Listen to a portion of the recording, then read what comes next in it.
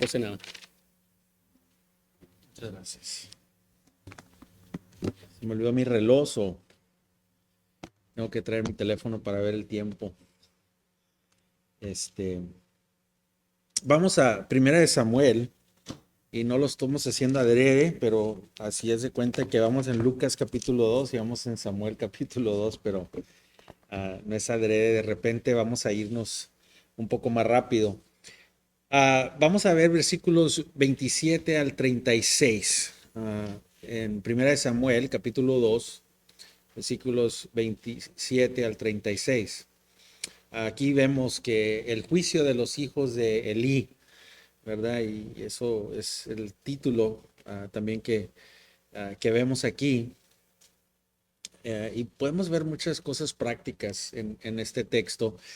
Primero quiero como leerlo y luego darles como un comentario de mis observaciones que vi y luego después a ver si lo...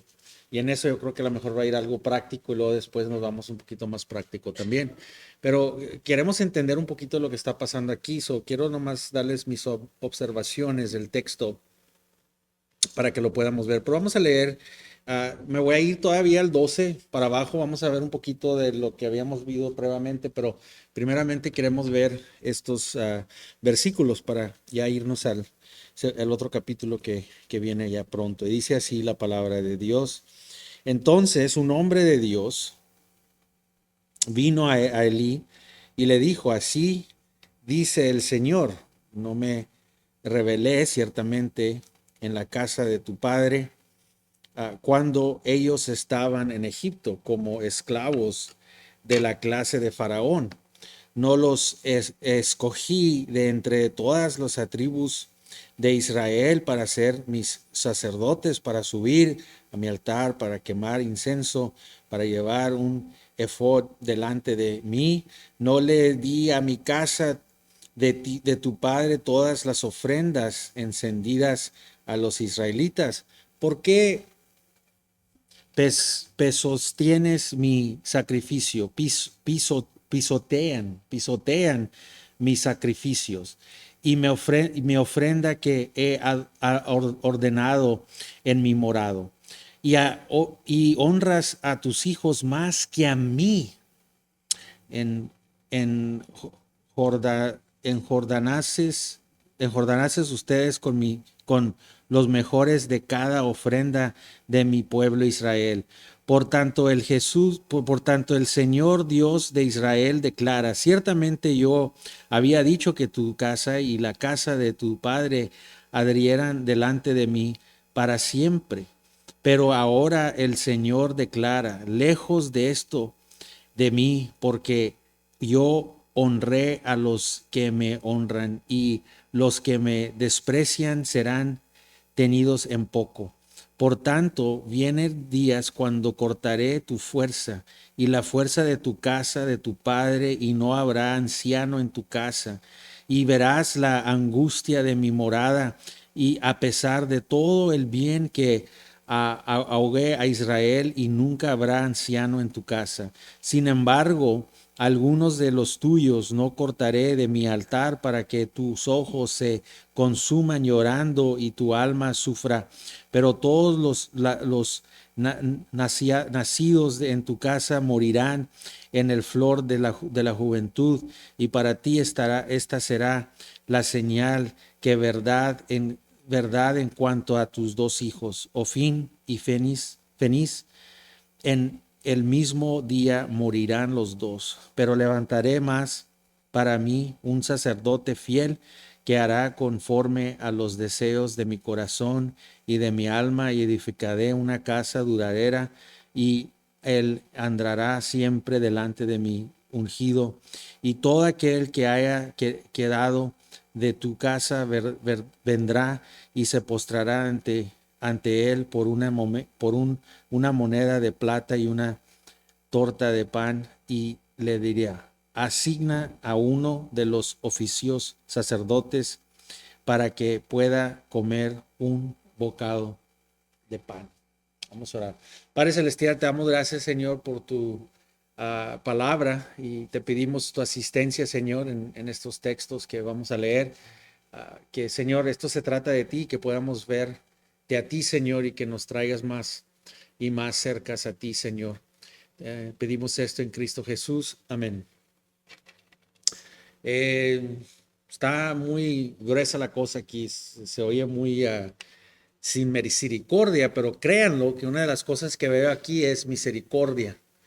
Eh, este, la definición de misericordia la definimos nosotros. La definición de misericordia bíblica no es la misma misericordia que definimos nosotros, ¿verdad? Nosotros, misericordia es déjalo hacer todo lo que quiera, déjalo seguir en pecado, déjalo seguir en esto, pero aquí vemos una misericordia de Dios, ¿verdad? Pero aquí vemos estos dos hijos que les cae un juicio, no sabemos exactamente quién es la persona que viene, pero dice que vino un hombre, un varón, y habló por Dios y les trajo este juicio a ellos, ¿verdad? Y aquí en estas palabras que vemos en el texto de 27 al 36, vemos una palabra de Dios que da una profecía típica de juicio, ¿verdad? Si vemos en el Antiguo Testamento, hay muchas profecías de juicio que se anuncian, ¿verdad? Unas advertencias, se puede decir, que vemos. Y este anunciamiento de juicio, esa generalmente lo vemos también, lo vamos a ver aquí, lo vemos en pero en segunda de Samuel también. Lo vemos en el capítulo 12 y en este mismo capítulo, en el capítulo 15, vamos a ver también otra declaración de juicios. Ahora imagínate tú, o sea, estaba observando, ¿verdad? Comentario que estaba viendo yo cuando estaba estudiando, digo, pues imagínate que estos sean tus hijos y que alguien venga y te diga, ¿sabes qué? Le vamos a dar vuelo a estos muchachos, ¿verdad? A veces no pensamos esas cosas, o sea, la disciplina que aprenden en tu casa va a ayudarles a la disciplina que van a tener en el mundo cuando salgan. Y si tú puedes enseñarles algo en tu hogar, cuando salgan van a sufrir menos, ¿verdad? Vemos muchas leyes que pone Dios adelante, ¿verdad? Hasta vimos la circuncisión, que había algo beneficial de salud en eso, ¿verdad? Pero realmente el punto no era eso, el punto más grande era de que pues significaría, ¿verdad? Que el pecado, ¿verdad? Que somos pecadores. Pero son tradiciones buenas, ¿verdad? Yo sé que si yo tuviera un varoncito, hubiera circuncisión, porque pues yo fui circuncisado y así es la tradición que va, ¿verdad? Esto y lo otro, ¿verdad? Pero hay cosas y tradiciones buenas que debemos de tener en cuenta, ¿verdad? Dios nos da vida práctica y podemos usarlas, ¿verdad? Aunque necesariamente no es algo bíblico que digamos, no tengo que hacerlo bíblico, pero por eso es bueno para nosotros. Muchas de las leyes que tenía cuando tenía Dios, porque vivían en este tiempo de que la ley era Dios mismo, ¿verdad? Vivías en esta tipo de reino que Dios era el rey de ellos, era el amo de ellos, aunque ellos quisieron un rey de carne, un rey físico, ¿verdad? No, pero vemos como las leyes de diente por diente, ojo por ojo, ¿verdad? Que la gente, o la vez dice la Biblia, diente por diente, ojo por ojo, pero el sentido no era como pensamos, o sea, por esa ley causó que no hubiera mucha gente peleándose, porque había diente por diente, ojo por ojo, la pensabas dos veces antes de hacerle mal a alguien porque sabías lo que te iba a pasar. Y no era un tiempo de que gente quería vengarse, sino había paz, por eso Dios puso esa ley. Entonces, vivían en ese momento donde había paz porque las leyes de Dios estaban ahí. Acuérdate, hay dos cosas, la letra de la ley y el espíritu de la ley. Y yo siempre me voy con el espíritu de la ley cuando llegamos a ciertas cosas, ¿verdad? Hay veces que queremos la letra de la... No, pues tú dijiste que teníamos que llegar a tiempo y no llegó a tiempo y córtale la cabeza. Bueno, el espíritu de la ley es de que evitar gente que venga tarde, pero a mí la letra de la ley es evitar que la gente venga tarde, pero el espíritu de la ley es también tener compresión, ¿verdad? O sea, ¿qué estás tratando de hacer? ¿Querer dar aquí mis chicharrones truenan así o querer evitar que mucha gente llegue tarde? Uh, Quizás estaba enfermo un hijo, quizás, o sea, tienes que ver el espíritu de la ley, tienes que hablar con la persona, ya si sucede mucho ya es otra cosa, ¿verdad? Usas la letra de la ley. Pero hay que ver el espíritu de la ley. El diente por diente no era para que tú te vengas y digas, mira, tú me dices esto, yo te voy a hacer esto, ¿verdad? No, el espíritu de la ley es de evitar que hiciera esto. Cuando un hijo le faltaba el respeto a los padres, generalmente el pueblo de Dios se ponía allí y lo ponían en el medio, hasta lo podían apedrar y se moría, ¿verdad? Lo mataban. Y eso era común. No nomás a los padres, a un anciano, faltabas el respeto, te agarraban y te apedraban. Dios lo que quiere que veamos es, quiere que veamos qué tan serio es el pecado y cómo Él lo mira. ¿Ok? Ya no estamos en eso, ¿verdad? Pero todavía tenemos que ver que por qué hizo eso Dios, o sea, por qué hizo esa ley Dios, pues para evitar que los hijos faltaran el respeto a Dios, ¿verdad? Entonces había esas leyes que ponía Dios ahí, por eso dice que tendrás larga vida si respetas a tus padres, ¿verdad? Si los honras. No es porque vas a vivir más tiempo, es porque vas a vivir más tiempo porque no te van a pedrar. Mucha gente piensa, no, pues si honro a mis padres, por eso va a vivir más tiempo, pero no, no es cierto. Obviamente eso no es verdad. Mucha gente buena que honra a sus padres se mueren jóvenes. Pero ese es el punto. Cuando tú le enseñas a tus hijos cómo trabajar, cómo servir, cómo someterse en la casa, no les enseñas disciplina, no les enseñas esas cosas, cuando salen al mundo van a tener muchos problemas. Van a tener problemas en el trabajo con sus patrones, van a tener problemas con sus colegas y van a tener problemas en el matrimonio. Va a haber problemas de no someterse y va a haber topes y problemas. Entonces podemos ver que aquí hay un problema grave. Hay dos hijos en la casa de Dios que se están portando muy mal y eso es hacerlo ver más calmadito, pero estaba horrible lo que estaba pasando en la casa de Dios. Y aquí viene una profecía futura, es un juicio, ¿verdad? Una advertencia. Igual es una advertencia para nosotros hoy también, ¿verdad? Yo sé que lo que vemos en la teología es simplemente vemos el carácter de Dios. Y el carácter de Dios, aunque quizás está hablándole a ellos, a Israel, ese es el carácter de Dios. El juicio de Dios va a venir. Lo vemos en el Antiguo Testamento. Dios es así. Dios no va a ser burlado, dice la palabra de Dios. O sea, hey, no te confíes, Dios no va a ser burlado, ¿verdad? Lo que sea que tú plantas va a crecer, va a salir, ¿verdad? Entonces vas a cosechar lo que sembraste. Entonces aquí vemos esto en este pasaje y implica que estos eran descendientes de Aarón. Era algo que fue puesto desde antes de que Elí tuviera sus hijos. Él ya había sido elegido desde anterior, desde el tiempo de Aarón. No tenemos aquí una genealogía, no la hallé, no la vi, pero aquí nos implica el texto que versículo 28 nos implica que eran descendientes de Aarón, todos ellos eran sacerdotes y descendientes de Aarón. Y eso nos revela que Dios eligió a Elí hasta para servirlo desde ese tiempo, ¿verdad? Entonces, esto trae misericordia de Dios, ¿verdad? Antes de Éxodos, antes de estos eventos, que trae misericordia de Dios, que hasta gente así Él la usa para su gloria, ¿verdad? Pero también enseña una ingratitud, ingrato, gente ingrata. Lo sientes. La casa de Elías era gente ingrata. ¿Por qué somos ingratos? ¿Qué quiere decir ingrato? Que recibes y no lo valoras, ¿verdad? Y ahora ¿qué valoramos? No cuidamos las cosas, no valoran, no trabajan, no, porque no les damos valor a las cosas y ¿qué hace? Hace que se pierdan los hijos, ¿verdad? Spoil, se pudren, se dice, ¿verdad?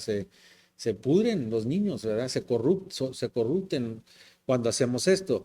Y nosotros comenzamos como niños también. Entonces nosotros si estamos así es porque de una forma u otra somos ingratos, ¿verdad? No tenemos gratitud. Y eso es lo que había en la casa de Elí. Ahora, quiero que tomen en cuenta que Elí era un hombre que sí amaba a Dios, ¿verdad? Pero, ¿qué es el problema de Elí? ¿A quién amaba más? Uf, ¿verdad? ¿Y cuántas veces no me han oído predicar de esto? Aquí vemos el texto cuando nuestro Señor Jesucristo viene y dice, aquel que no odia madre, padre, hijo, o sea, no puede ser mis discípulos. Y piensas, cuando lo oyes, piensas en el contexto de cómo puede ser posible, pastor, cómo dices eso. Bueno, no está hablando de odiarlos, pero se va a ver un amor más para Dios que va a parecer así, ¿verdad? Van a decir tus hijos, oye, si yo qué onda, mira nomás Dios, Dios, Dios, ¿verdad?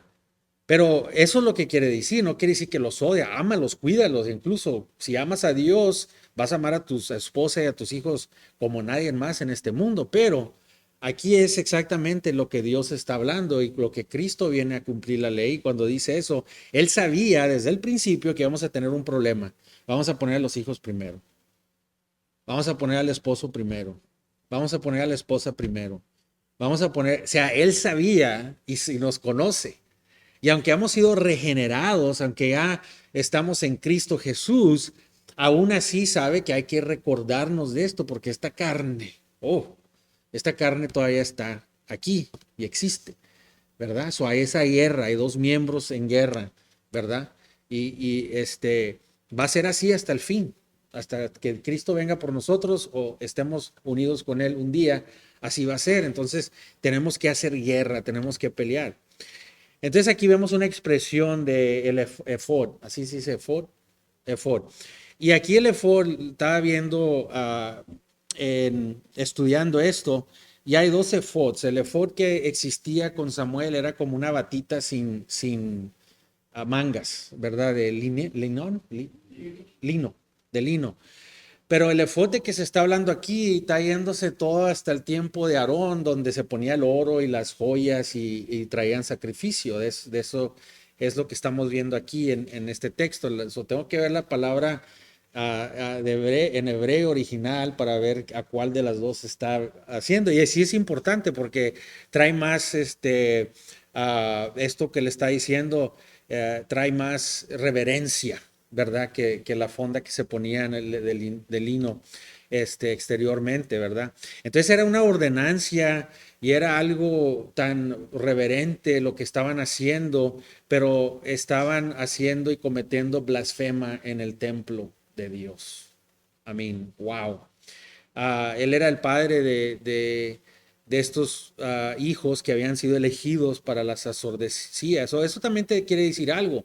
Hemos visto en las noticias, no sé si lo han visto, pero uno de los pastores más de 10,000 congregantes, el valor de su dinero son 34 millones de dólares ahí en Dallas, parece, o una parte aquí en Texas, que abusó a una niña a los 12 años, él tenía 20, Y ha habido muchos otros, ¿verdad? Que hemos escuchado en estos meses. Ese es el único, ese es el último. Lo único con ese problema es de que lo ven como que él cometió un abuso, pero es un crimen sexual. No, no, no más es un abuso, es un crimen sexual, ¿verdad?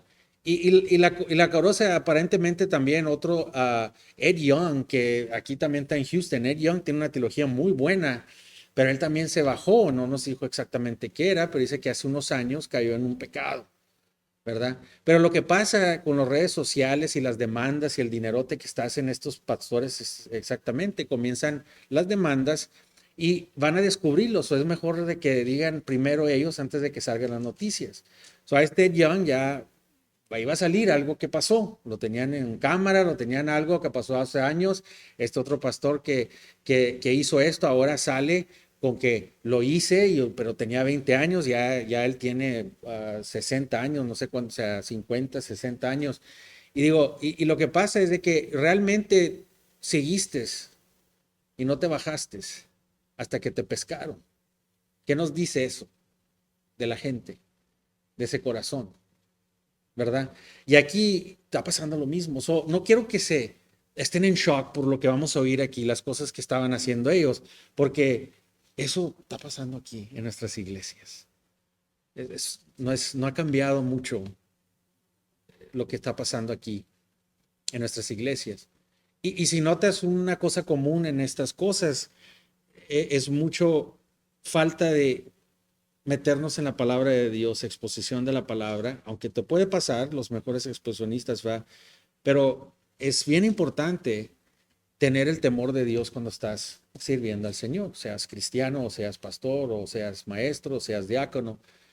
Tienes que tener el temor de Dios. El temor del Señor es el principio de toda sabiduría.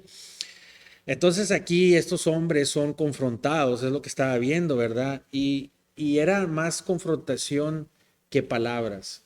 Es lo que pasó. Lo que interpreto aquí viendo esto, estoy viendo que el padre era muy bueno para exhortarlos. Yo creo que sí había exhortación. Yo creo que el papá les decía, pero nomás les decía y no tomaba acción. Desde hace mucho los debía de haber bajado. No tendría que haber venido Dios para decirles y darles juicio. Quizás, no sé, ¿verdad? Es nomás mi opinión, es mi comentario. Podemos aprender algo nosotros, porque no podemos irnos para atrás, ¿verdad? Pero nosotros sí podemos aprender algo. ¿Qué hubiera pasado quizás si este hombre, este padre, los hubiera bajado desde hace mucho tiempo? Cuando vieron que no se estaban poniendo bien en el Señor y los veían siguiendo en eso, ¿qué hubiera pasado si acaso los hubiera bajado? Quizás no hubiéramos llegado a este punto, ¿verdad? Y ese es el problema, en veces no bajas a la gente, no exhortas a la gente, no vienes al auxilio de la gente a tiempo y te esperas y se pone la situación más difícil, ¿verdad? Eso es lo que estamos viendo. Y quizás salen nuestros hijos al mundo y pues, ¿y qué es lo que piensas? Bueno, pues yo sé que yo pienso, en veces me veo cosas y digo, ay, hubiera sido un poco mejor en esta área, ¿verdad? Y pues ahora todavía tengo niñas, o le digo a mi esposa, bueno, hay que no más hablarlo, hay que hacerlo con estas niñas que tenemos, ¿verdad? Entonces, no es el fin porque podemos aprender con los hijos. El primer hijo mayor es el experimentado, ¿sí? Ese es el que, con el que experimentamos, ¿verdad? Ese es el que la lleva primeramente el mayor, ya después los demás que vienen, ¿verdad? Pero podemos aprender mucho, ¿verdad? Y ese es el deseo de nosotros, querer ser buenos padres. Yo cuando leo este texto, lo estoy leyendo en ese concepto, Señor. ¿Qué dijo Pablo cuando dijo en Timoteo? Dijo, el Antiguo Testamento se escribió para que aprendamos, para exhortarnos, para edificarnos. De todas maneras, Dios nos ama tanto que nos puso esto en la Biblia para poder aprender y no cometer estos errores. Entonces no es en vano todo lo que pasó, y todo lo que se pasó. Estas muertes las vemos y a lo mejor en veces quizás no nos conectamos y pues se murieron otra persona en la Biblia. Pero esas muertes Dios las usó para edificar a su pueblo ahora. Entonces, que no sean en vanas, ¿verdad? Que no nomás seamos fríos con la palabra. Yo los veo y digo, ay, Señor, pobre padre. Imagínate el sufrimiento que ha de haber tenido con estos hijos. Él sabía y sabía que no estaba bien. Y él quería que ellos cambiaran, no quería que siguieran en eso. Pero no pudo hacer el hombre suficiente para decirles hasta aquí. Crecieron muy grandes y era más difícil pararlos hasta que fue demasiado tarde y les cayó el juicio. Ahí vemos también la sabiduría de Dios, la legión de Dios. Dios los eligió, los trajo, pero aún así, pastores que están arriba del púlpito, diáconos, maestros, líderes, no quiere decir que estás ya bien porque estás ahí. Tienes que seguir peleando en el temor del Señor porque cualquier tiempo, pum, hacha, ¿verdad?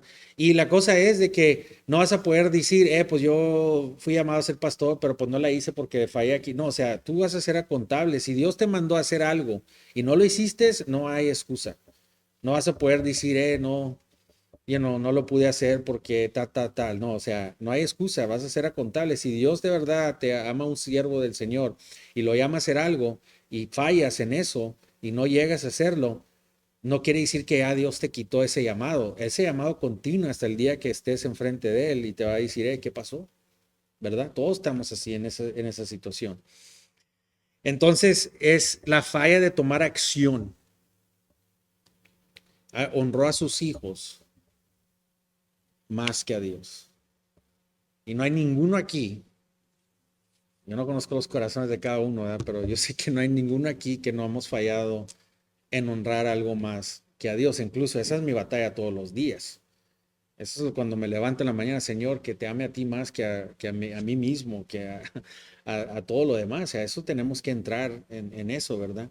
Y vemos aquí este lenguaje de para siempre, ¿verdad? Eternamente me vas a servir. Pero cuando estamos viendo estas expresiones en el versículo 22, es de que no necesariamente está hablando para siempre, sino para siempre tu vida, para siempre el siglo en el que Dios los tiene para eso, porque ya no existe el sacerdocio ese levítico. Ahora dice la palabra de Dios, agárrense con esto, dice que nosotros somos esa sacerdocía. ¡Wow! O sea, ya no son los levitas, somos nosotros. Tú cristiano, los que creen, hay cristianos que se son de banca, ¿verdad? Que no, pues yo soy cristiano aquí, pero yo no, o sea, tú también eres el sacerdocio de Dios. ¿Eh? Tú también eres el sacerdocio de Dios. Eres santo, dice que somos santos, ¿verdad? Y no te sugiero que vayas al Mall del Norte y le grites a todos, hey, yo soy la sacerdocia, soy santo, porque les vas a caer mal y no te van a oír, ¿verdad? Pero sí somos esa gente de Dios ahora nosotros. El Señor le prometió a Elías y a su casa que ministrarían para siempre, pero realmente Dios acabó con ellos y ya ellos los quebró, los cortó. Y aquí llega un tiempo en la vida, y lo vemos mucho con Pablo, y quizá en Lucas lo vamos a ver en las parábolas de nuestro Señor Jesucristo, pero mucha gente no entiende cuando Pablo dice que hay dos diferentes tipos de tristeza, ¿verdad? Que nos cae, ¿verdad? El tipo de tristeza o dolor que nos lleva a vida eterna y el tipo que nos lleva a la muerte. El tipo que nos lleva a la muerte es como estos pastores que estamos viendo. Y gracias a Dios que pasó ahorita. Yo no los juzgo a esos pastores, yo digo, ¿sabes qué? Qué feo que se hubieran muerto y nos hubiéramos dado cuenta. Quizás a lo mejor se arrepienten, a lo mejor ya no van a poder hacer lo que están haciendo, pero que se arrepienten y se restauren con el Señor, ¿verdad? Pero cuando tú tienes que el que te lleva a la vida eterna es aquel que te hace cambiar. Y el que te lleva a la muerte es aquel que dice, híjole, me siento mal porque me pescaron. Me siento mal por las consecuencias que tengo porque me pescaron. Y eso es la diferencia, porque hay lágrimas que tuvo Judas. Judas tuvo lágrima y hay mucho debate. Yo no lo veo, pero sí, créanmelo, desde hace 1000 años, el tiempo de Agustín, hay debates de que si Judas estaba salvo o no estaba salvo. Y hay gente reformada que sale con cosas, ¿verdad? Que conversaciones, no sé si nomás quieren espadear, ¿verdad? Y tratar de hacer controversia, pero me dicen, ¿eso tú qué crees? ¿Judas estaba salvo, no estaba salvo? O a otros que dicen, Pablo cuando dice que él era un hombre miserable, pues es que estaba en inmadurez todavía, estaba yéndose en el... O sea, no. O sea, yo no lo veo, pero vemos a Judas que lo que sí entiendo es de que si tú ves a Judas y tú ves a Pedro y los ves a los dos, piensas que los dos están arrepentidos, no ves diferencia. Judas lloró lágrimas, se sintió mal, fue y dio el dinero para atrás. O sea, eso es algo increíble. O sea, si tú ves esas cosas, nosotros vemos esos ojos que estamos viendo. Like, este hombre está arrepentido. Vio y fue y dio las monedas para atrás, lloró, se sintió mal. Lo único que pasó es de que se amó él más y se ahorcó, se murió. Pero dice la palabra de Dios, ahí si lees lo que dice la Biblia, dice que fue predestinado para eso fue, no tuvo otra opción Judas. Así como Pablo dice cuando él venía en el camino de Damascus, no tuvo, no le dijo Jesús, oye, ¿quieres servirme o no? Le dijo, no, me vas a servir, compadre. No quieres, te tumbo el caballo, vas a estar ciego y vas a seguirme. Y unos de nosotros hemos tenido esas experiencias. ¿Verdad? Y entre más vemos la Dios y su sabiduría, entonces ponemos a pensar, ¿sabes qué? No, sí, ahora ya entiendo que, digo, quise o no quise, el Señor me agarró, gracias a Dios, ¿verdad? Nos debe dar felicidad, no arrogancia, ¿verdad?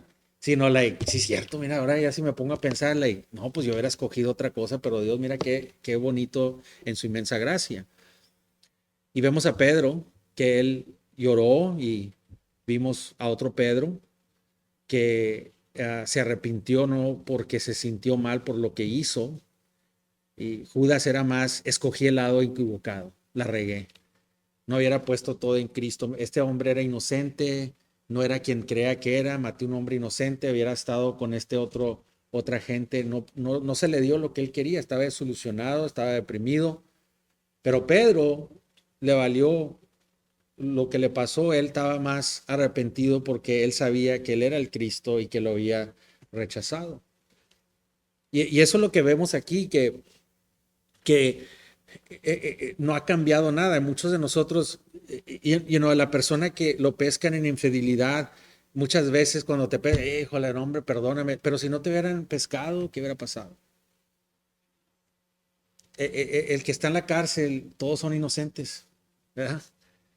Puede haber inocentes, ¿verdad? Pero la mayoría de los que están ahí que dicen, yo no fui, yo no lo hice, ¿verdad? No fue mi culpa. O los que lo hicieron que dicen, no, hombre, es que sí me siento bien mal, mira lo que me pasé, mira a mi mamá cómo está, mira a mi familia, mira a mis hijos, lo que tú quieras. Pero nunca dicen, mira, he ofendido a Dios. Y eso nos lleva al hijo pródigo, que vamos a ver también en Lucas. ¿Qué dijo el hijo pródigo cuando llegó a ese momento donde estaba ahí en el cochinero, donde huelía horrible todo el pecadote? Un judío, o sea, también el significado que quieras, un judío con marranos era lo peor que podías haber hecho. O sea, tú tocabas un animal muerto o un marrano, o sea, uff, olvídate.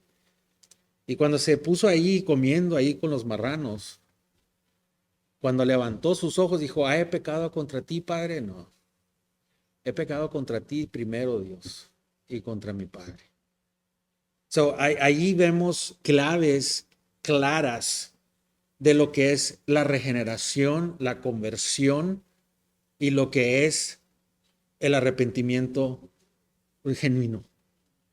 Por eso el evangelio que se predica ha llegado a ser lo que le digo el Billy Graham gospel. Y nada mal con Billy Graham, ¿ok? Dios lo usó grandemente también, pero lo que pasó ahí es de que puro altar y ven al Señor y acéptalo y pum, se va la gente y no había seguimiento, no había guiancia y nomás era un evangelio donde pues yo te puedo decir a ti, oye, ¿sabes qué? Ven a Gandhi, ven a Alá, ¿verdad? Y Él te va a salvar. Él se sacrifició por ti. Pon tu fe en Él y, ok, ¿qué es la diferencia de lo que hacemos? ¿Qué decimos? Pon tu fe en Cristo, pero ¿qué es lo que estamos aprendiendo en la palabra? Que no nomás era Cristo, cumplió las leyes. Yo cuando leo el Evangelio puedo dar un resumen en 2 minutos, pero explicándote desde Génesis que él era profetizado por Dios, ¿verdad? Nació de una virgen, que eso es lo que lo diferencia de todo, sin pecado, fue hombre. O sea, el Evangelio tienes que enseñarles quién es Cristo. Y muchas veces llegamos a ese punto de que se llama easy evangelism, un evangelismo fácil. Les enseñamos un... Ahora, otra vez, hay gente que se puede salvar con algo así. No estoy diciendo que no, pero la realidad es de que nos hemos hecho lo fácil. Ya sacamos un cuadrito de colores o hacemos esto y lo otro, pero realmente le tenemos que explicar a la gente, mira, hay un Cristo que cumplió todas las leyes, fue perfecto. Cientos de leyes fueron cumplidas y aquí está, es el único resucitado, es el único Salvador que vino y hizo lo que ningún hombre pudo haber hecho, ¿verdad? Y explicarles quién es este Cristo al que les estoy diciendo, porque cuando después de que van el Evangelio no lo conocen y no hay seguimiento. Y hay diferencia entre un evangelista y un pastor y un predicador. Hay diferencias. Un evangelista edifica y trae a la iglesia. Tiene un don que quizás el pastor no tenga. Y es funcionable, se usa, pero no separadamente. Tienes que unirlo, tiene que haber seguimiento, tiene que haber discipulado para que ellos puedan entender a Cristo. Yo no entendí totalmente quién era Cristo, pero tuve una idea y todavía estoy creciendo y conociéndola hasta esta fecha. Amén. Eso es el arrepentimiento que no hubo aquí. Eso es algo que ellos ya llegaron aquí y se les dio, no les dijo como Jeremías les dijo, arrepiéntanse, agárrense, no, aquí les dijo, ya, pum, hacha. No había nada que ellos podían haber hecho. ¿Por qué? Porque llega un momento cuando las luces se apagan, Pablo nos dice que llega un momento de que tanto y se te endurece el corazón y pum, ya estuvo. Se apagaron las luces, ya no pasa nada. Y por eso tenemos que advertir de eso. Entre más rebelde te pones en la palabra de Dios, entre más rechazo haces, más duro se te pone el corazón. Y esta gente llegó a una manera de que abusaron el sacerdocio, el templo de Jehová y continuaron haciendo lo que estaban haciendo, pero Elí, aunque no hizo las cosas que su hijo hizo, y podemos quedar ahí, no, pues yo soy un buen ejemplo, pero no hizo nada, no hizo nada, ¿verdad? Dejó que sus hijos siguieran abusando, nomás lo reprobaba verbalmente, ¿verdad? pero nunca hizo la decisión de persistente y hacer lo que tenía que hacer, ni lo sacó de la oficina de el sacerdocio, ¿verdad? Podría haber hecho esto él algo, pero fíjate que la palabra de Dios nos enseña aquí eso, ¿verdad? Que podemos tener nuestros hijos, otras cosas más arriba que a Dios, ¿verdad? Y eso para nosotros como creyentes, ¿verdad? Podemos ver que eso nos puede pasar a nosotros. Entonces vemos que la profecía que se hizo en contra de ellos, que los iba, y no nomás va a matar a sus dos hijos en el mismo día, va a matarlo también a él, lo vamos a ver en el capítulo 4 que sus hijos, pero todos los descendientes de él ya no iban a existir nada, nomás va a sobrevivir un sacerdote. Y todos fuera. Esas son las consecuencias que hablamos en Génesis y que vemos que podemos nosotros traer consecuencias del pecado y puede afectar generaciones. Puede afectar generaciones. Es grave, por eso, no, es que en veces estás muy acá con eso, pero es que yo sé que podemos afectar generaciones. Tenemos que romper cadenas y hacer esto, ¿verdad? Entonces tenemos que ver que ahí había un escándalo en Silo, ¿verdad? Era algo, Silo es donde estaba el tabernáculo, o sea, Dios iba a quitar eso, Dios se los iba a quitar y sí lo vemos en el futuro que lo quita, pero era un escándalo. Imagínate todos los que estaban alrededor de él estaban viendo que esto estaba pasando esto. Entonces, tenemos que checarnos, ¿verdad? Examinarnos. Y lo que estaba pasando aquí en el templo, hermanos, era algo increíble. Había inmoralidad sexual. Estos hombres traían a las asistentes y a los asistentes. Había homosexualidad, había orgías, pedofilia, había borrachera en la casa de Dios, hermanos. Aquí no está el tabernáculo, pero esto se usa en el Espíritu de Dios para predicar el Evangelio. Pero tú imagínate aquí estar haciendo eso. ¿Qué pasaría, hermanos? Eso estaba pasando en la presencia de Dios. Era algo horrible en ese clima de lo que estaba pasando. Y ahí es algo bien importante, ¿verdad? Y ahora podemos decir, ¿hay misericordia en Dios en esto que está haciendo? Absolutamente. ¿Por qué hay misericordia? Porque nos está enseñando aquí la gravedad del pecado y cómo Dios se siente al pecado. Y que por eso Dios mandó a su Hijo Jesucristo. Porque si no, todos a los chicharrones. Eso es lo que podemos ver, hermanos. O sea, tienes que verlo de esa forma, ¿no? Like, pues es que es un Dios así, malo, no, no, o sea, yo no veo eso, I'm sorry. Yo veo misericordia, yo veo gracia en de que Dios tomaría esa paciencia y no nos destruye otra vez como en la hundación, como Dios no viene y nomás nos quita, o sea, ¿cómo? Que Dios dice, mira, así es como me siento para el pecado, pero tú que estás escuchando ahorita, entiende que así es de severo es el pecado, pero Cristo vino a morir para el perdón de los pecados. Arrepiéntete y ya no peques y no peques más, ¿verdad? Nosotros tenemos que ver eso, ¿verdad? Y en la iglesia, por eso es importante, ¿verdad? Que tenemos aquí, es una iglesia que va a ser liderada de ancianos, ¿verdad? Pero nosotros, el uno al otro, tenemos que ponernos saludables para ayudar al hermano que está abajo, no apachurrarlo, sino ayudarlo, ¿verdad? Yo si no fuera por los hermanos en Cristo que tengo alrededor de mí, eso es lo que me ha ayudado a mí también en la santidad. La perseverancia de los santos es algo que Dios nos ha dado. La perseverancia de los santos, Dios nos persevera hasta el fin. Si eres de Él, vas a acabar la carrera. Si no eres de Él, pues no eres de Él. No es que perdiste tu salvación, es que nunca eres de Él, ¿verdad? Pero la perseverancia de los santos viene porque el Espíritu Santo se nos da, el gran consolador. Las perseverancias del santo vienen porque hay comunicación con Él en oración y hay comunicación con Él en las santas doctrinas que tenemos. Y la tercera cosa, porque pongo oración y la Biblia en el mismo punto, es de que la perseverancia de los santos es bien importante y mucha gente no quiere ser contable. Pero la perseverancia de los santos es la iglesia. La iglesia es la manera también que Dios nos trajo para perseverar a los santos. Y aquí no me importa, los que han estado aquí, a mí no me importa, yo veo algo en Facebook, yo veo algo que está, vamos a hablar, a lo mejor fue este error o fue algo, pero nos vamos a cuidar uno al otro. Y no va a haber de que no, pues a él no, a esta sí, a este no, o sea, clarito, vamos a tratar de que vengan a mí también, oye, pastor, esto no se vio bien, nomás que querer cuidar el testimonio de el uno al otro.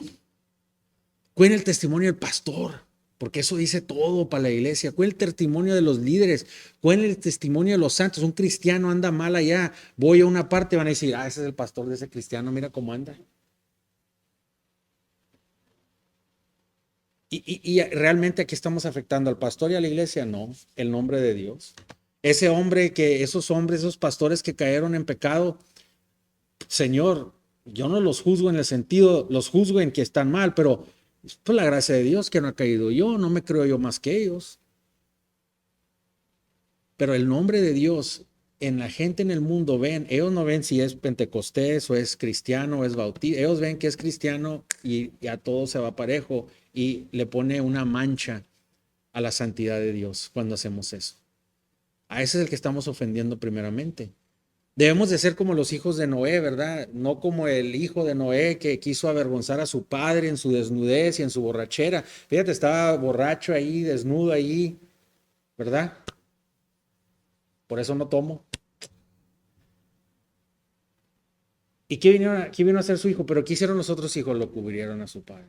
¿Y qué hacemos ahora? Si el pastor cae en un pecado, se ríen mira lo que está haciendo nuestro pastor. Si cae otro hermano en Cristo, mira lo que está haciendo ese hermano en Cristo. Hermanos, eso es una abominación para Dios.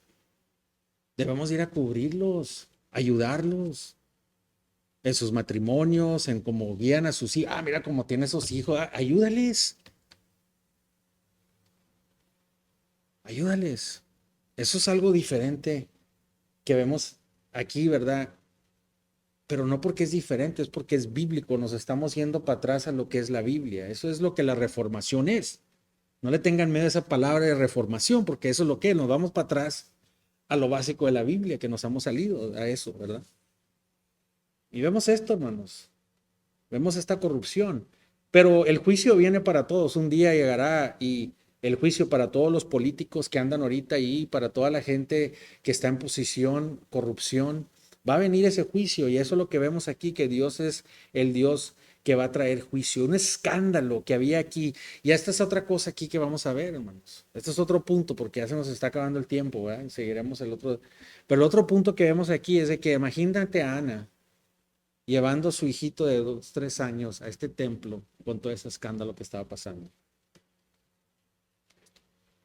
¿Qué fe tiene Ana a Dios? ¿Y cómo estamos nosotros? Todos preocupados de todo lo que está pasando en el mundo. Mis hijos. Pero si confías en Dios, si confías en Dios, ella fue y los dejó ahí en la boca del león.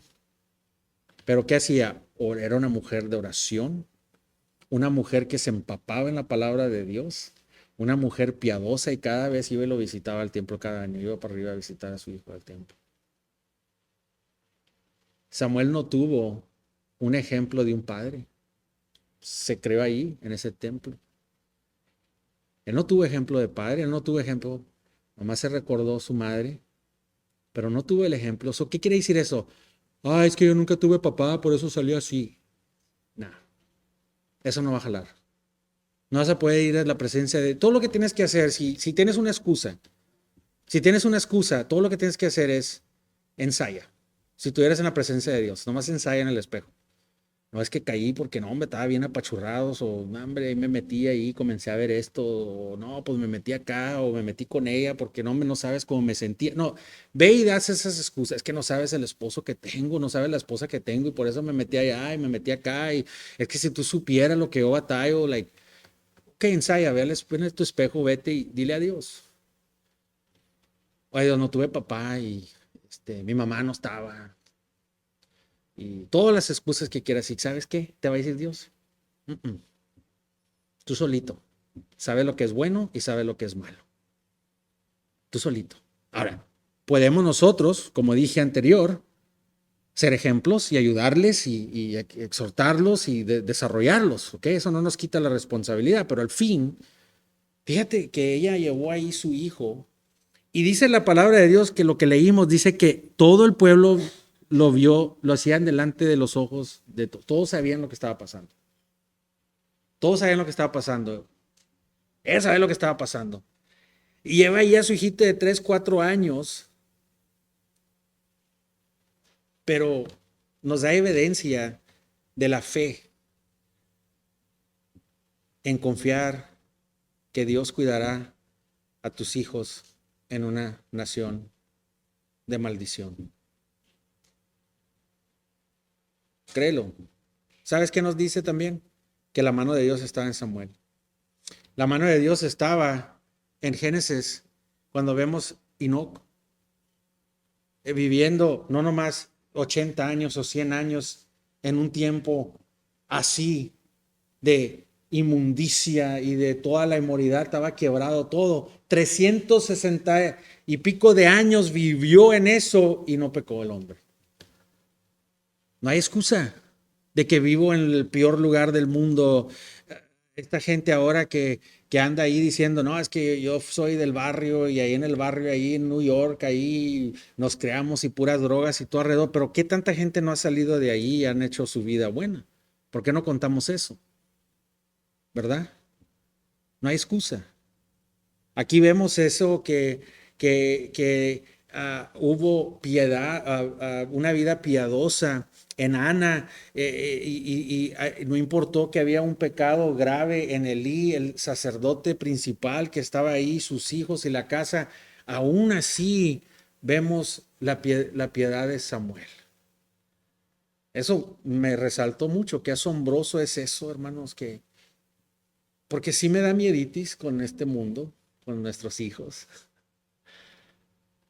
Pero tenemos que hacer que ser fieles al Señor, instruir a nuestros hijos en la manera en la que deben de ir. Eso es lo que tenemos que hacer. Y luego dejarle a Dios lo demás y seguir orando, seguir en la palabra. Esto es lo que podemos hacer.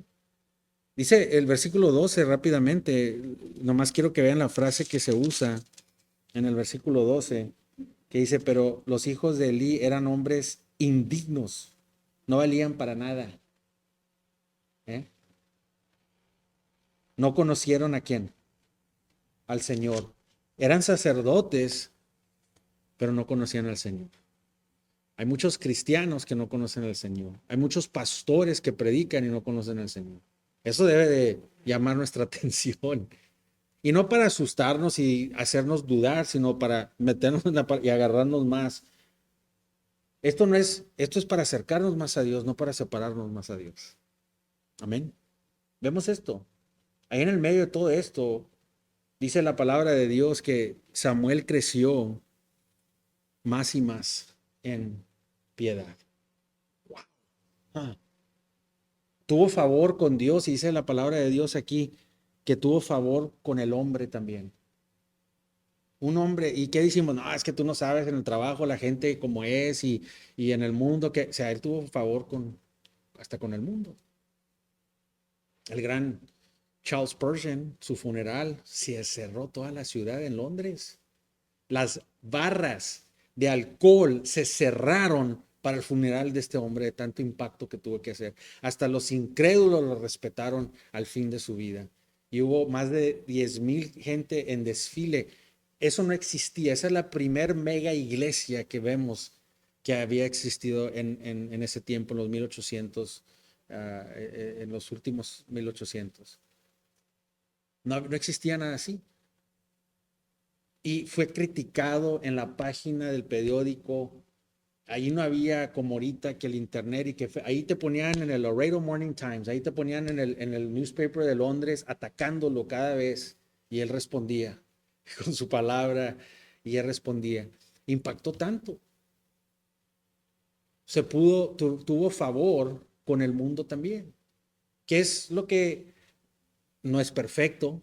Va a haber gente que te cae mal, va a haber gente que va a acusarte, va a decirte lo que tú quieras, pero por la mayoría de las cosas tú puedes trabajar en un ambiente donde puedes tener un buen testimonio con los incrédulos también. Y Samuel pudo hacer eso con incrédulos mundanos que andaban haciendo cosas que no debían de haber estado haciendo. Por la gracia de Dios, Dios le dio la fuerza, porque es gracia de Dios. No es nada que no quiso, no es nada que Samuel hizo, no es nada que Charles Spurgeon puede hacer, es algo que la gracia de Dios hizo. Y si tú tienes ese testimonio, es algo que la gracia de Dios te ha hecho hacer. Eso es importante para mantenernos santos, hermanos, tantos estos años que hemos tenido. Qué perseverancia cuando es un matrimonio fiel por años y años y años y años. Eso es algo hermoso, hermanos. Cuando vemos eso, nos enseña un poquito. La ira de Dios hacia los hijos de Elí, yo sé que es algo asombroso, pero ya sabemos que Dios decidió hacer eso y lo hizo para que nosotros pudiéramos ver la gravedad del pecado. Y quiero enseñarle unas promesas que Dios hizo en la casa de Aarón, pero lo vamos a dejar para el siguiente noche. Pero quiero que veamos y cuando estemos viendo el texto, ¿no? Que no sea nomás una historia que leemos, ¿verdad? Historias y temas y todo, pero quiero que la veamos también en conocer a Dios. O sea, es diferente. Yo escuchaba la palabra de Dios con las historias y veía, mira, Dios me quiere mucho, Dios. Pero realmente la Biblia se hizo para conocernos íntimamente. No nomás es lo que Dios me da a mí, que, ay, mira, Señor, me quieres, me amas y todo. Sí te ama, hombre. No te preocupes. Pero Dios quiere que tengamos una relación íntima con Él. Cuando vemos la palabra de Dios, se hizo de esta forma para que tú puedas ver la intimidad, que Dios te está enseñando su corazón. Te dice, mira, así es como me siento, este es mi carácter, este es mi carácter. Y nos debe de traer más y más a Él, porque nunca te vas a enamorar de alguien hasta que no lo conozcas íntimamente, ¿verdad? Nunca te va a caer bien una persona hasta que lo conozcas íntimamente. Una relación de amistad o de amor, sea íntimo, es algo muy importante. Y Dios quiere una relación íntima contigo. Y por eso trabajamos duro para poder traer la palabra de Dios en esa forma, ¿verdad? Y lo debemos de hacer. Amén. Padre Celestial, te damos gracias, Señor, por este tiempo que nos diste, Señor, y te pido que esto estimule nuestros corazones, que nos haga querer abrir la palabra y escucharla y verla y ver estos puntos, Señor, que cuando la abro, Señor, o sea, estoy nomás pensando en qué voy a ver de ti, Señor. Es como aquella pareja, Señor, que veíamos en los tiempos en la antigüedad, cuando no había email, cuando no había nada de Facebook, cuando tenías que escribir a mano y se tardaba un mes para llegar la carta a otro lugar y estabas en anticipación para leer la carta de tu esposa, tu esposo, de la persona que amabas y la leías y cada palabra la tomábamos como para nosotros, Señor. Tú nos has escrito una carta de amor, Señor, en estos 66 libros, Señor. Que podamos verla de esa manera, que la palabra sea un tesoro para nosotros, Señor. Ayúdanos, Señor, en nuestra semana, Señor, que vamos a tener, Señor, que nos des, Señor, sabiduría, que nos des tu espíritu, Señor, presente siempre, Señor, que puedas estar ahí, Señor, caminando con nosotros, que nos agarremos de ti, porque ahí estás tú, Señor, pero que nos agarremos de ti, Señor. Lo pedimos esto, Señor, para tu honra y tu gloria en Cristo Jesús. Amén.